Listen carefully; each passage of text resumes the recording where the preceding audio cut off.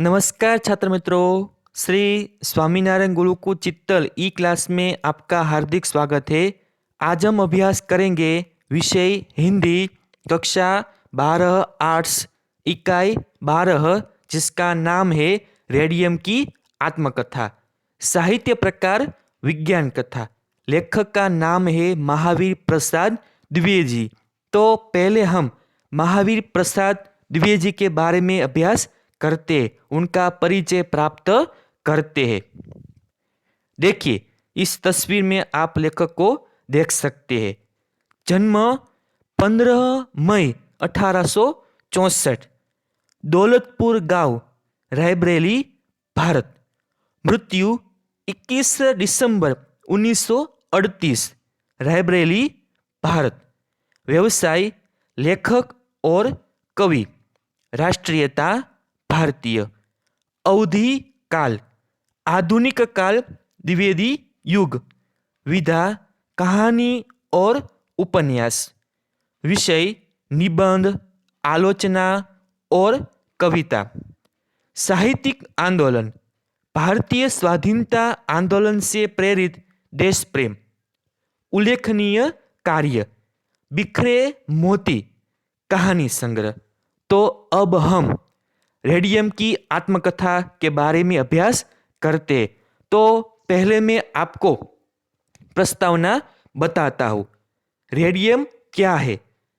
Radium एक बहुमूल्य एवं उपयोगी पदार्थ है। दोस्तों खास याद रखें, रेडियम एक बहुमूल्य एवं उपयोगी पदार्थ है।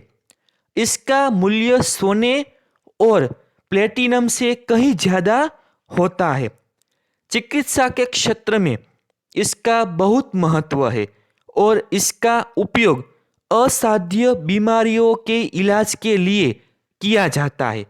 प्रस्तुत निबंध में रेडियम के आविष्कार एवं उसके वर्तमान अवस्था में पहुंचने की कठिन यात्रा का आत्मकथात्मक शैली में सरल ढंग से रोचक एवं जानकारी पूर्ण वर्णन किया गया है। तो चलिए दोस्तों, हम पाठ का सार देखते हैं, मुद्दा वाइज देखते हैं। तो पहला मुद्दा है जिसका नाम है रेडियम की उत्पत्ति। तो रेडियम की उत्पत्ति कब हुई? तो देखिए, रेडियम की उत्पत्ति ब्रह्मांड के अनंत अकल्पनीय ग्रह में हुई थी। क्या दोस्तों? रेडियम की उत्पत्ति ब्रह्मांड के अनंत अकल्पनीय ग्रह में हुई थी। वह उस अनंत शून्य में जाने कितने काल तक इधर उधर घूमता रहा। फिर वह वायव्य सागर का एक अंश बनकर कई युगों तक वहां रहा।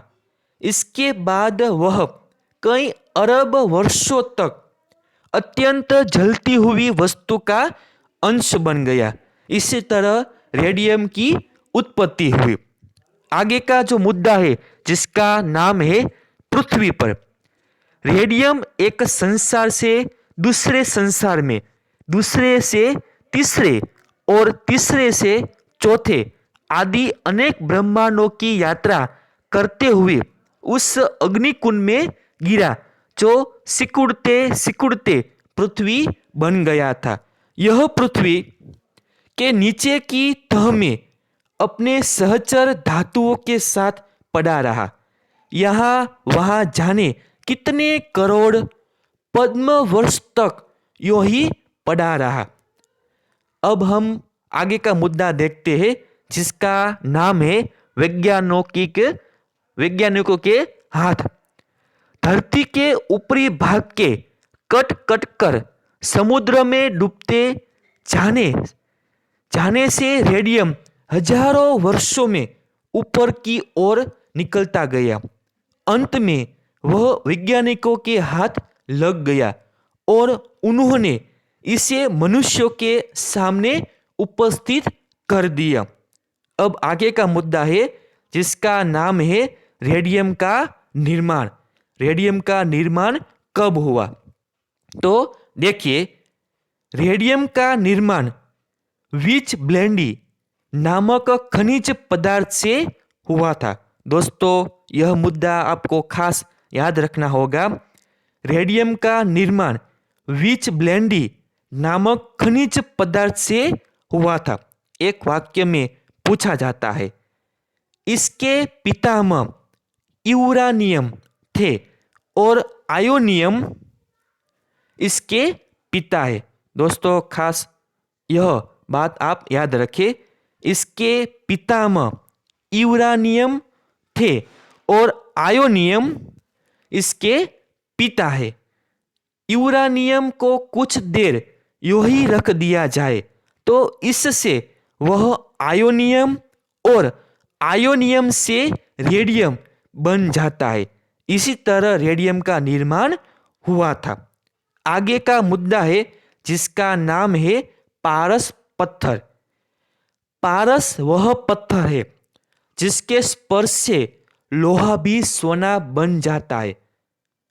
पारस वह पत्थर है जिसके स्पर्श से लोहा भी सोना बन जाता है, जस्ता चांदी में बदल जाता है।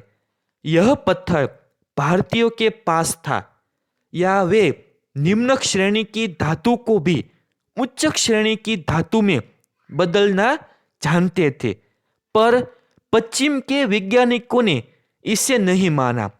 अब उनकी समझ में यह बात जाने लगी है कि जैसे यूरानियम से रेडियम और रेडियम से हीलियम धातु बनती है, उसी प्रकार अन्य धातुओं भी एक दूसरे का रूपांतर ग्रहण कर सकती है। आगे का मुद्दा है जिसका नाम है रेडियम का मूल्य। रेडियम बहुत मूल्यवान होता है। रेडियम के एक कण के दाम में सोना और प्लेटिनम ढेर के ढेर मिल सकते हैं। रेडियम बहुत मूल्यवान होता है। दोस्तों, याद रखें, रेडियम बहुत मूल्यवान होता है। रेडियम के एक कण के दाम में सोना और प्लेटिनम ढेर के ढेर मिल सकते हैं। आल्पिन के सिर के बराबर रेडियम के छोटे से टुकड़े का दाम 75,000 रुपया होता है। कितना? 75,000 रुपया होता है।